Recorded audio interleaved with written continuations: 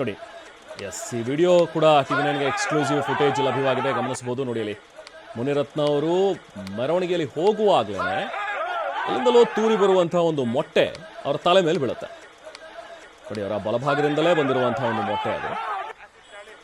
But ಯಾರು ಹೊಡೆದಿದ್ದಾರೆ ಅನ್ನುವಂಥದ್ದು ಈಗಿರುವಂತಹ ಪ್ರಶ್ನೆ. ಯಾರು ಹೊಡೆದ್ರು ಮತ್ತೆ ಯಾಕೆ ಹೊಡೆದಿದ್ದಾರೆ ಅಂತೇಳಿ.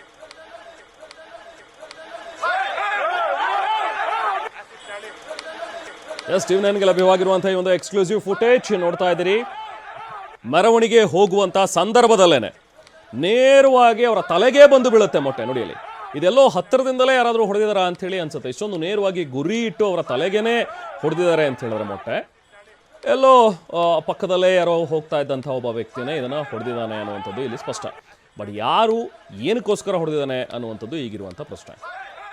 ನೋಡಿ, ತಕ್ಷಣಕ್ಕೆ ಅಲ್ಲಿದ್ದಂಥ ಅವರ ಬೆಂಬಲಿಗರು ಮತ್ತು ಪೊಲೀಸರು ಕೂಡ ಅವರ ನೆರವಿಗೆ ಬರ್ತಾರೆ. ಅಲ್ಲಿ ತಕ್ಷಣಕ್ಕೆ ಸೇಫ್ ಮಾಡುವಂಥ ಒಂದು ಪ್ರಯತ್ನವನ್ನು ಮಾಡ್ತಾರೆ. ಯಾಕಂದರೆ ಕಲ್ಲು ಹೊಡೆದವರು ಅದಾದ ನಂತರ ಮತ್ತೆ ಮೊಟ್ಟೆ ಹೊಡೆದಿರುವಂಥವ್ರು ಮತ್ತೆ ಕಲ್ಲೇನಾದರೂ ಹೊಡಿಬೋದು ಅನ್ನುವಂಥ ಒಂದು ಆತಂಕ ಸಹಜವಾಗಿ ಅಲ್ಲಿತ್ತು. ಬಟ್ ಅದಾದ ನಂತರ ಅಲ್ಲೇ ಸ್ವಲ್ಪ ಹೊತ್ತು ಪ್ರತಿಭಟನೆ ಮಾಡಿ ಮುನಿರತ್ನ ಅಲ್ಲಿಂದ ತೆರಳಿ ರಾಜ್ಕುಮಾರ್ ಸಮಾಧಿ ಬಳಿ ಹೋಗಿ ಪ್ರತಿಭಟನೆಯನ್ನು ಮಾಡ್ತಾರೆ. ಇದು ಇವತ್ತು ಬೆಳಗ್ಗೆ ಆಗಿರುವಂಥದ್ದು. ಬಿಜೆಪಿಯ ವತಿಯಿಂದ ಹಮ್ಮಿಕೊಂಡಿದ್ದಂತಹ ಕಾರ್ಯಕ್ರಮ, ವಾಜಪೇಯಿ ಅವರ ಜನ್ಮಶತಮಾನೋತ್ಸವ ಕಾರ್ಯಕ್ರಮ. ಸೊ ಈ ಕಾರ್ಯಕ್ರಮದ ಮೆರವಣಿಗೆ ಸಂದರ್ಭದಲ್ಲಿ ಆಗಿರುವಂತಹ ಘಟನೆ ಇದು. ಬೆಂಗಳೂರಿನ ನಂದಿನಿ ಲೇಔಟ್ನಲ್ಲಿ ನಡೆದಿರುವಂತಹ ಘಟನೆ. ಮತ್ತಷ್ಟು ಮಾಹಿತಿ ನಾವು ಪ್ರತಿನಿಧಿ ಕಿರಣ್ ನೀಡ್ತಾರೆ. ಕಿರಣ್, ಈ ಒಂದು ಎಕ್ಸ್ಕ್ಲೂಸಿವ್ ಫುಟೇಜ್ ನಾವು ಕೂಡ ಗಮನಿಸ್ತಾ ಇದ್ವಿ. TV9ಗೆ ಲಭ್ಯವಾಗಿರುವಂತಹ ಈ ಒಂದು ವಿಡಿಯೋದಲ್ಲಿ ಯಾರೋ ಪಕ್ಕದಲ್ಲೇ ಇದ್ದಂಥವನ್ನೇನಾದರೂ ಇದನ್ನು ಹೊಡೆದಿರಬಹುದಾ ಅಂಥೇಳಿ ಅನಿಸುತ್ತೆ. ಯಾಕಂದರೆ ಇಷ್ಟೊಂದು ನೇರವಾಗಿ ಗುರಿ ಇಟ್ಟು ತಲೆಗೇನೆ ನೀಟಾಗಿ ಆತ ಹೊಡೆದಿದ್ದಾನೆ ಅಂತ ಹೇಳಿದ್ರೆ ಬಹುಶಃ ಅಲ್ಲೇ ಪಕ್ಕದಲ್ಲೇ ಯಾರೋ ಈ ಮೆರವಣಿಗೆಯಲ್ಲಿ ಹೋಗ್ತಿದ್ದವನೇ ಹೊಡೆದಿರಬಹುದಾ? ಏನಾದರೂ ಗೊತ್ತಾಗಿದೆಯಾ? ಯಾರು ಮಾಡಿರ್ಬೋದು, ಏನಕ್ಕಾಗಿರ್ಬೋದು ಅನ್ನುವಂಥದ್ದೇನಾದರೂ ಮತ್ತಷ್ಟು ಡೀಟೇಲ್ಸ್ ಗೊತ್ತಾಗ್ತಾ ಇದೆಯಾ ಕಿರಣ್? ರೆಹಮಾನ್, ಆ ಮೊಟ್ಟೆ ಎಸೆದಿರುವಂತಹ ದೃಶ್ಯಾವಳಿಯನ್ನು ಗಮನಿಸಿದರೆ ಬಹಳ ಸಮೀಪದಿಂದಲೇ ಮೊಟ್ಟೆಯನ್ನು ಎಸೆದಿರುವಂಥದ್ದು ಬಹಳ ಸ್ಪಷ್ಟವಾಗಿ ಗೊತ್ತಾಗುತ್ತೆ. ಎಲ್ಲೂ ಕೂಡ ದೂರದಿಂದ ಎಸೆದಿರುವಂಥದ್ದಲ್ಲ.